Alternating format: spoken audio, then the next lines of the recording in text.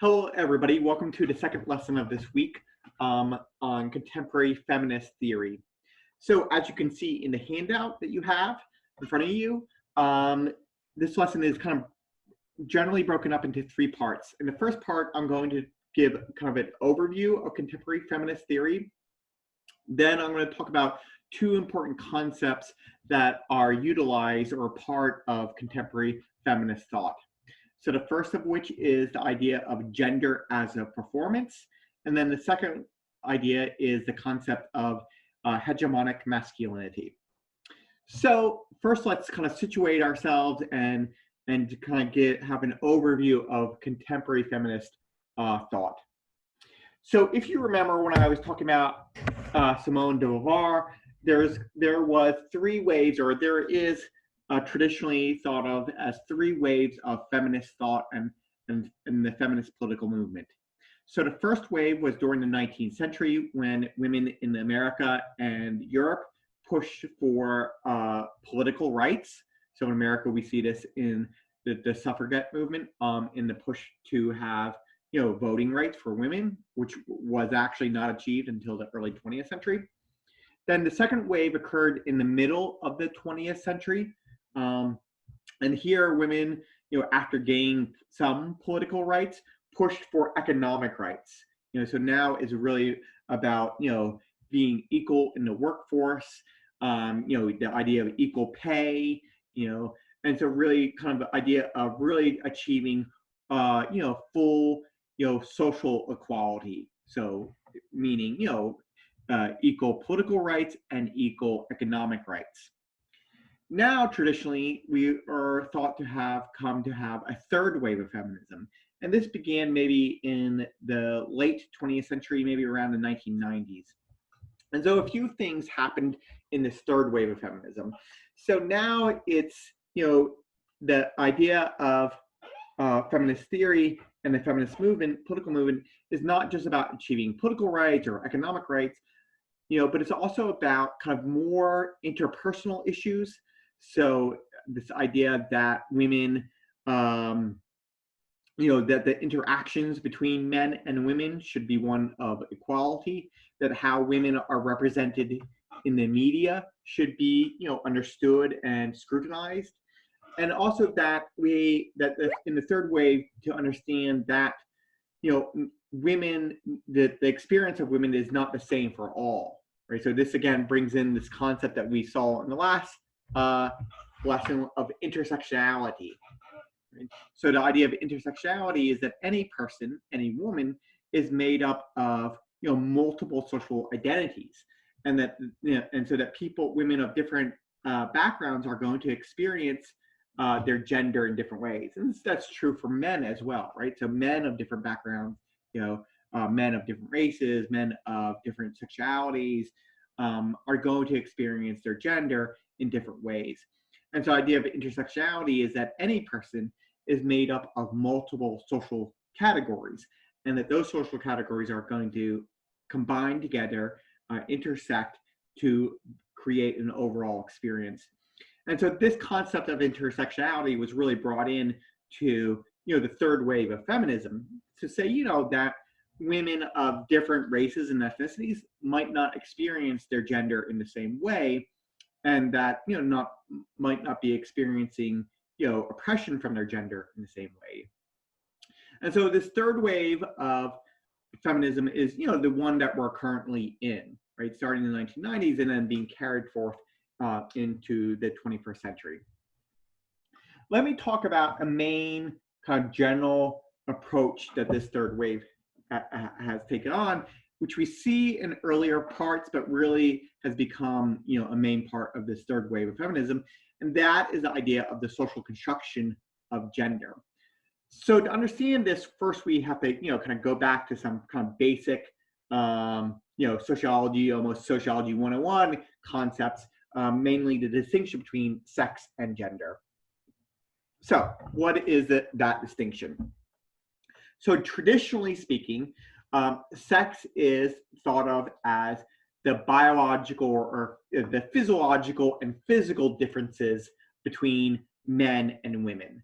So different genitalia, different chromosomes, other, kind of basic differences, differences in the ability to grow facial hair, differences in height.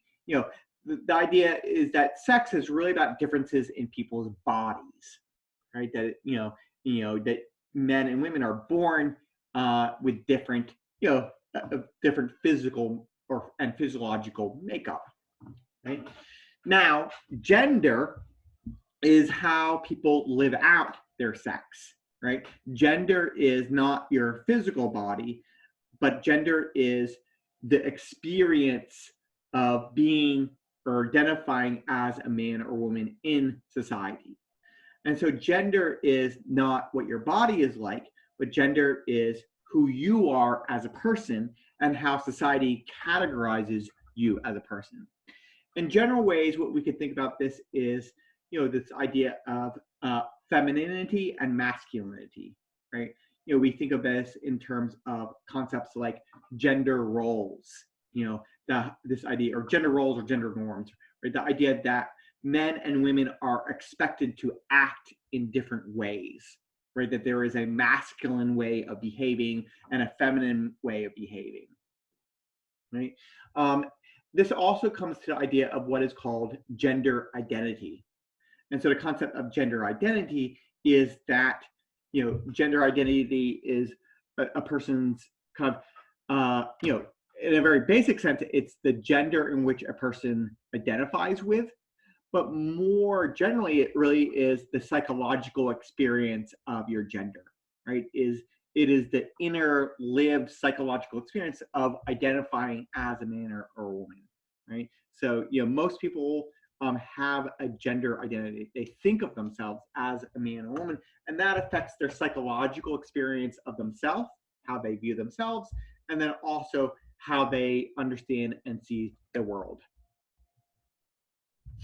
Okay, so we have this concept of the basic differences between sex and gender. Now let's talk about the concept of gender as a social construction. Right, so we have this idea of that sex and gender are different. Right, sex referring to the physiological differences between men and women, and gender referring to the experiences, the psychological experiences, and the behaviors of identifying as a man or woman in society. So the argument is that gender is a social construction, right? There's a whole separate argument about sex as a social construction, but just for this lesson, we're not going to get into that. But just so you know, there are also arguments that sex is also a social construction, but today we're talking about gender. So the argument is that gender is a social construction. And so we can review again the general idea of social construction. The idea of social construction is that humans perceive the world out there as just being real and natural. And part of that real and natural world is people themselves. And so the way that people experience it is that gender is something that is just a fact of the world. The idea that men and women are different, that there are masculine people and feminine people that we call men and women, we just all accept, generally speaking, to be a fact of the world. That's just the way things are. The argument of social construction is, even though we experience it that way, even though most people just think that women and men are naturally different types of people, we have created that difference, right? There is actually no natural or preordained differences between men and women in terms of their behavior or in terms of their experiences of the world, but that is something that we humans have created for people. We categorize people into different types of people, men and women, and then we socialize children to learn those roles, learn that, and then we create, and then they are raised to see that reality in front of them, and then seeing that reality reinforces the whole concept of gender. And so gender appears to be something natural. It appears to be something real, but that is a reality that we have created. I think a good example of this is the concept of gender identity. And so the idea here is, imagine a small infant, right? Imagine a 3-month-old or 2-month-old, right? A child that's 2 months old, right?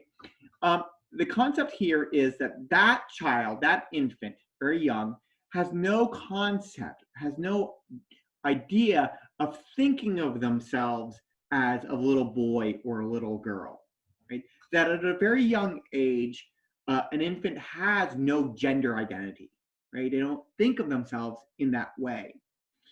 But over time, by living in the world, that infant comes to learn that they are a boy or that they are a girl, and comes to learn that they should act in different ways because of that identity, right? They first learn that there are, men and women in society, and then they learn to identify with one of those categories, right? And then more than just kind of identify, learn, the rules behind it and what the right way to behave. And then all that creates a psychological experience in a person's head of thinking of themselves as a man or as a woman. And so that psychological experience is not something natural. It's not something that you are born with. Rather, it's something that is socialized into you by living in the world.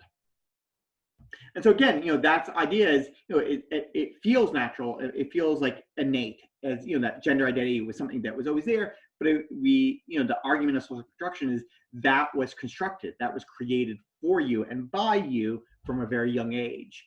And it was created from such a young age and for such a long time that it feels natural. It feels like second nature. And so that's the argument of gender as a social construction, that the differences between men and women that we take to be natural and real are actually differences that we as a society have created. Before moving on to the two concepts of contemporary feminist thought, gender as a performance and hegemonic masculinity, let me kind of briefly talk about the very recent changes in the experience of gender that have been occurring, right? So I would say these are changes that have been going on, in the last decade, and then maybe changing more rapidly in the last 5 years. I'm going to talk about these changes and then relate them back to Giddens's idea of reflexive modernity, and so we can see that concept coming back in. So how can we sum up some of the basic changes? So I think some of the basic changes we can see is that in certain sections of society, particularly in the West and industrialized West, and in certain sections of the industrialized West, gender has come to be seen as less permanent, and there has become a questioning of the binary nature of gender. So for a long time, gender was thought of something as permanent, right? So if you are, born, raised as a man, then you would identify with that gender, for the rest of your life. The same thing as, if you were born and raised a woman. And then binary, meaning that, for a long time throughout history, it was only imagined that there were two genders, right? That you could be a man or a woman, and that was, the basic possibilities. In recent years, I think there have been growing questions about that, right? Growing doubts, and a kind of, to some degree, a social movement that is pushing back against those beliefs. So what are some kind of examples of this? So one example, firstly, is the idea of being transgender, right? And so this really confronts the idea that gender is something that is permanent, right? And so the very meaning of transgender means to cross or to change or to go beyond. And so basically the idea of transgender is somebody who, was raised or identified with one gender, right, was male, and then at some point transitioned to identify as, a different gender as woman. And so, we see that this has become, more and more well known, right? That there are, that this has become a more, what we might say, acceptable possibility in contemporary modern society. And, this idea, and to do that, you really have to, let go of the idea of gender as being something permanent. And we see more and more people, making that or accepting that possibility. Right. To clarify, there's transgender, which means that you change the gender that you identify, which is slightly different than being transsexual. So transsexual means that you're making physical changes to your body, say an operation, or you take hormone pills to alter your physical body to make it transition from one sex to the other. And so, we can think of both of those possibilities, but in either case, it's really questioning the permanence of gender, right? A gender is something that you have to maintain or stay in the gender that you were raised or born with. And then now, more recently, there is this idea of gender fluid, right? That gender is something that can just generally be questioned, right? That that you can, in certain days feel more masculine or feminine, that you rather than seeing gender as a binary, right, in either or, that gender can be experienced as a spectrum, right, that you can have a continuum of masculinity to femininity, and people can kind of pick and choose and kind of have certain masculine aspects of their identity and certain feminine aspects of their identity. And so generally the concept of being gender fluid means that, it's really destroying, or not destroying, but questioning the concept of gender being binary, and really saying that gender is not permanent at all, such that a person can, in certain months, certain moments in their life, feel that they can, feel more or less masculine, right? Move up and down on this spectrum, right? And then thirdly, we have the possibility of being agender, meaning that, somebody can decide that they don't want to participate in the concept of gender at all. They don't want to think of themselves as either masculine or feminine, but rather want to abandon that idea altogether. Right? They can say, okay, I have this body, but really that body doesn't mean anything to me, and I'm just going to think of myself as a person without a gender. Right? I'm not going to be a man or a woman. I'm going to be nothing at all, or I'm going to be, I'm not going to identify. And so what we see is that in recent years, all these possibilities have grown to be more acceptable, right? More acceptable in society. Although, it's not just an easy acceptance. There has been, debates and, pushback and, and arguments all about this. But I would say that we have seen that the experience of gender has changed, pretty radically in the last 5-10 years. So what I would want to point to before moving on is, what is this an example of? I think we can say that this is an example of Giddens's idea of reflexive modernity. So if you remember, the idea of reflexive modernity is that it is an experience of society in which society keeps altering and adjusting itself. It keeps, it keeps tinkering. It says, okay, well, we don't have to always do it the way we did it. We can keep adjusting. And so a big part of that is the concept of detraditionalization, right? So a realization that that many of the things in society are socially constructed, and then realizing, well, if things are socially constructed, that means we can deconstruct them and reconstruct them in a different way. And I think the current and recent experience of gender is a really good example of this more general concept that, possibly people are beginning to, experience and see gender as something that is socially constructed. And if people begin to perceive gender as a social construction, then they also realize, oh, well, if it's socially constructed, I can construct it in a different way, right? I can make it fluid. I can make it non-binary.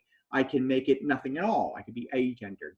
And so really, I think this concept of the more contemporary experience of gender is a good example of Giddens's concept of reflexive modernity. Okay, let's move on and talk about the two main concepts left for today, the concept of gender as a performance, and then the concept of hegemonic masculinity. Okay, so first, gender as a performance. So to understand this concept of gender as a performance, we have to go back to the general idea of what a performance is. And for that, we're remembering all the way back to Goffman, right? Goffman and his theory of dramaturgy. So let me do a quick review of that.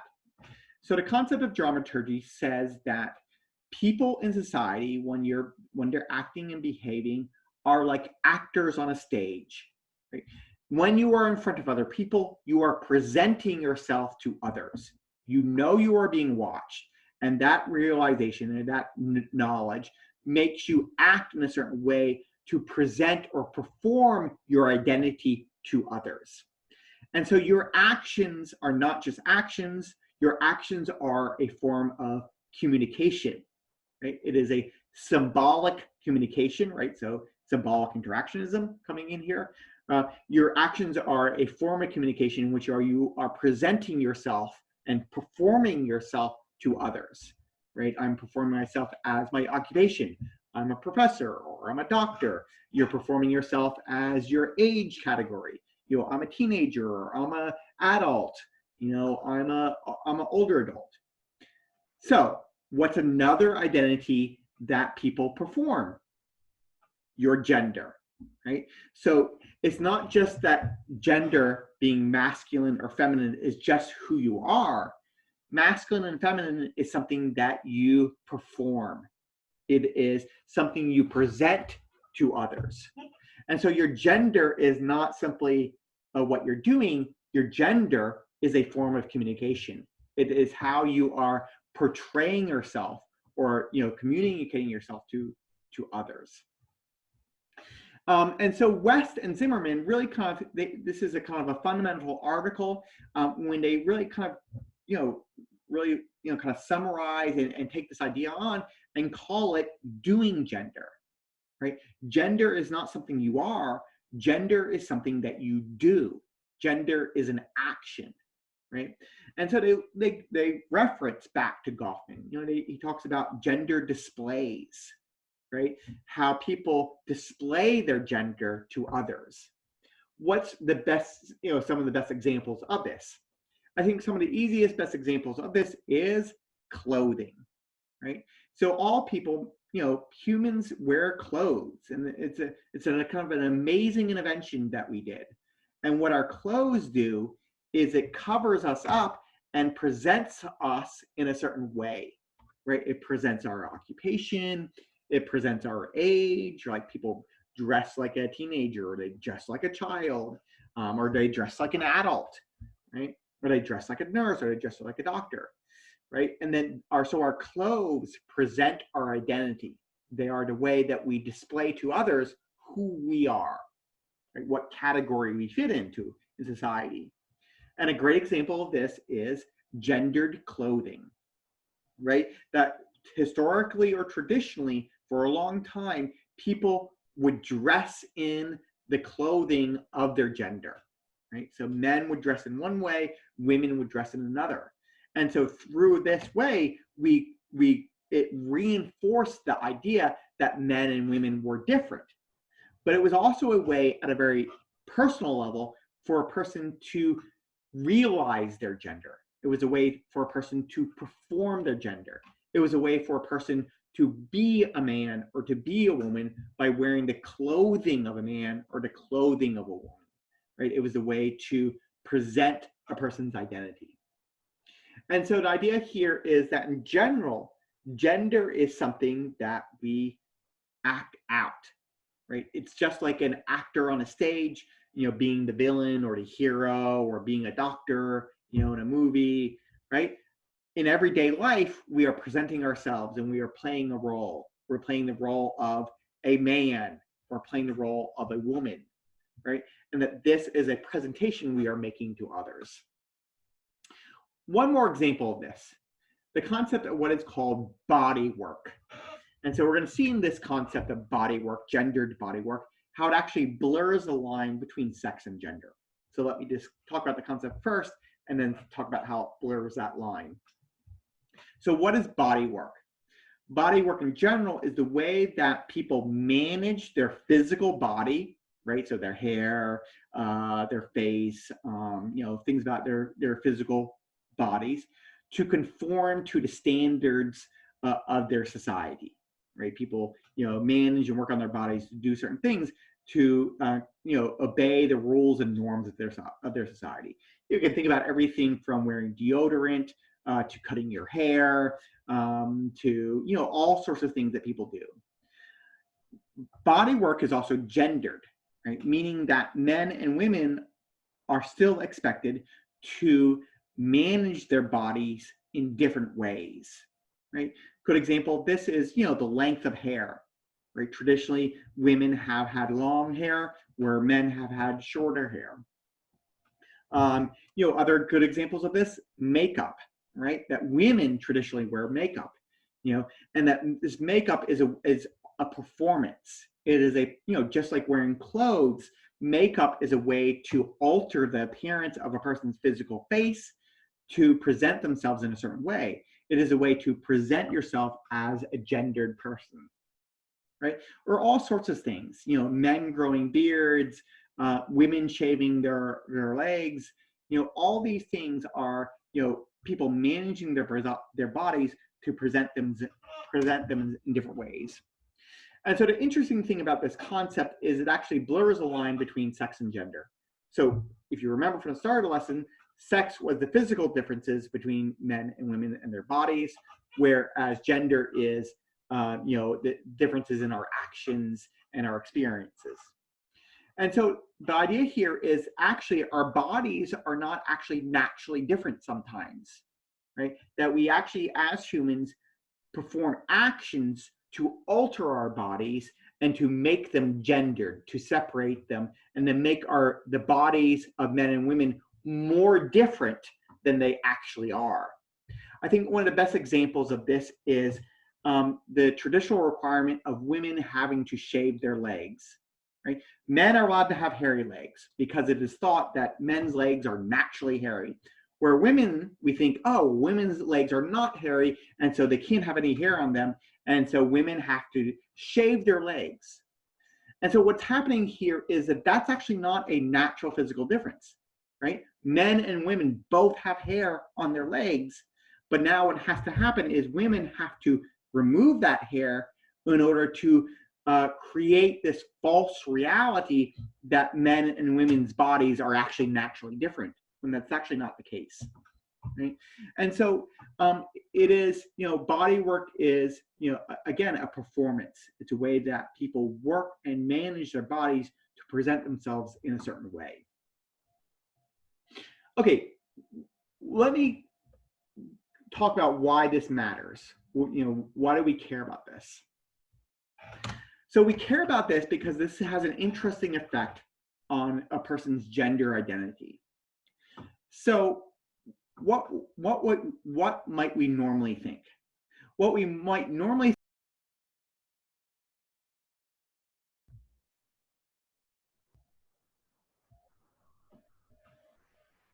Okay, the video dropped out for a second, so hopefully I'm back. Okay, let me pick up where I left off. Okay, so what we might normally think is that a person has a gender identity, right? So a person thinks of themselves as a man, thinks of themselves as a woman, right? They identify, let's say, as a man.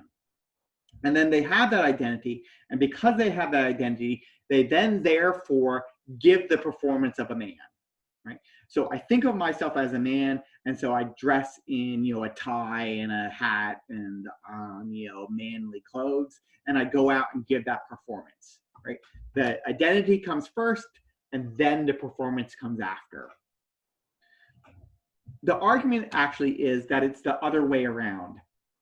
The argument is actually that people first give the performance, right? They are socialized to give a certain performance. They are, socialized to act and perform like a man, right? Or to act and perform like a woman. And then months and years of giving that performance, a person then forms an identity out of that performance, right? And so the idea here is that actually it's not that we first create an identity and then give a performance, but rather that we create a performance, and the creation of that performance becomes a compelling illusion so believable that it tricks us ourselves, right? Every day we wake up and we act like a man until eventually at some point in our lives, we just form that psychological experience, that gender identity of feeling like or identifying as a man. And so the performance comes first, the action comes first, and then the identity comes after. So all this is this idea of gender as a performance, that people are acting out their gender. Gender is not something you are, rather gender is something that you are doing. And that doing creates who you are. Okay, let me finish then with the second concept for today, which is the concept of hegemonic masculinity. Okay? And so in more recent years, whereas traditionally, the concept of contemporary feminist thought has focused on the experiences of women and particularly the oppression of women, in more recent years, the experiences of men have also been included, right? What is masculinity like? What is the experiences of being a man like?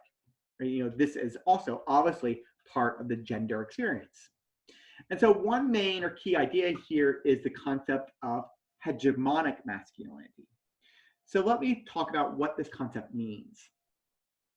So we can see that historically, throughout history, there have been many different forms of being masculine or expectations of what it's like to act like a man, right? You could be an artistic man. You could be a religious man. You could be a businessman. That there are multiple forms or many different forms of being masculine.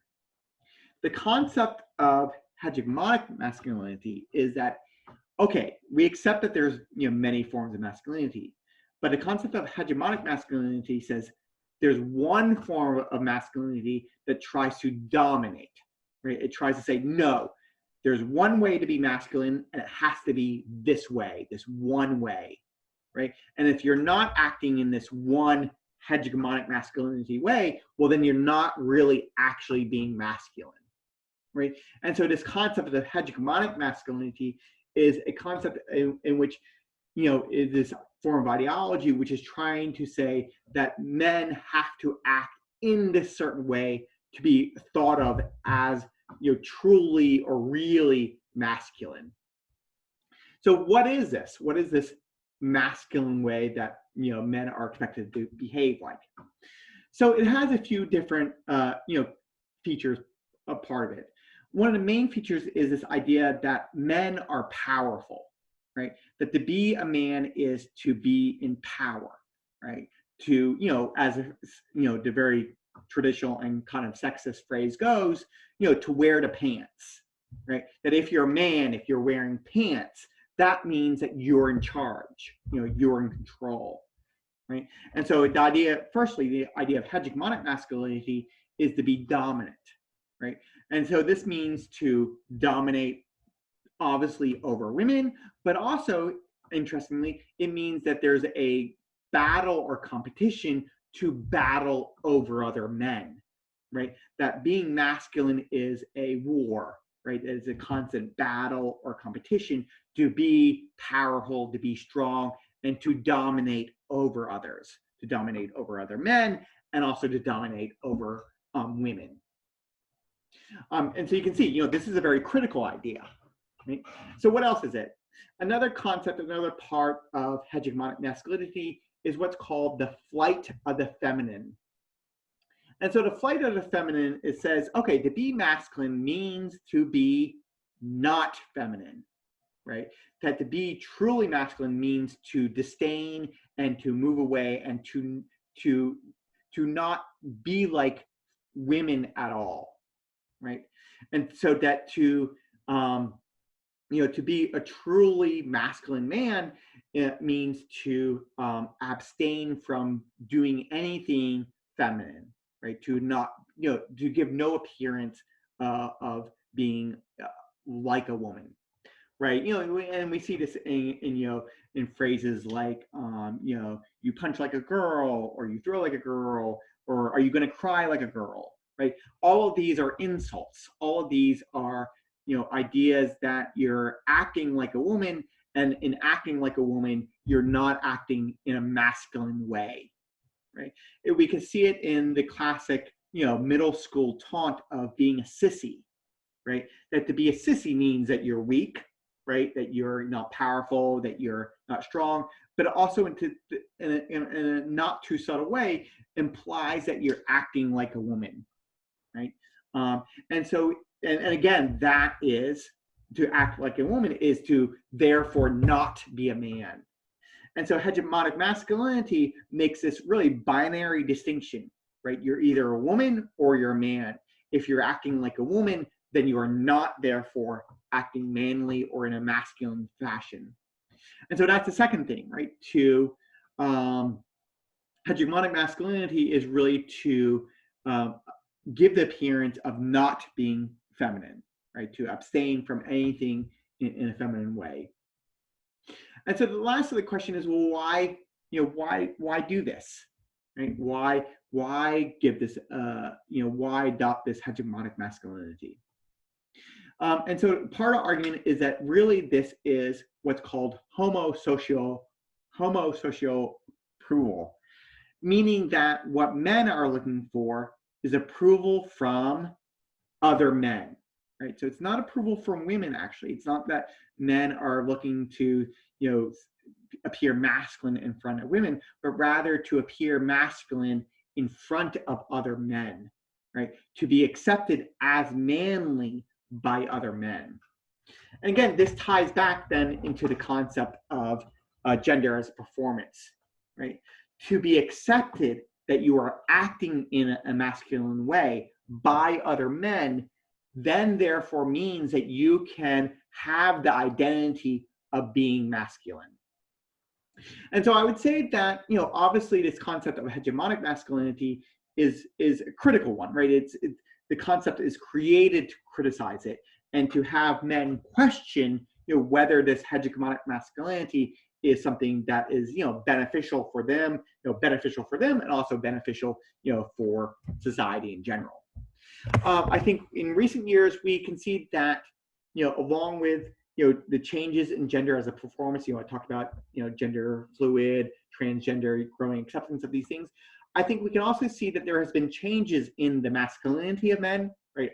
I think we can ask or wonder whether men are now less expected to adopt hegemonic masculinity. And I think we also see changes in gender as a performance, right? I think that, now there's less of a, expectation that men and women really give different gender displays.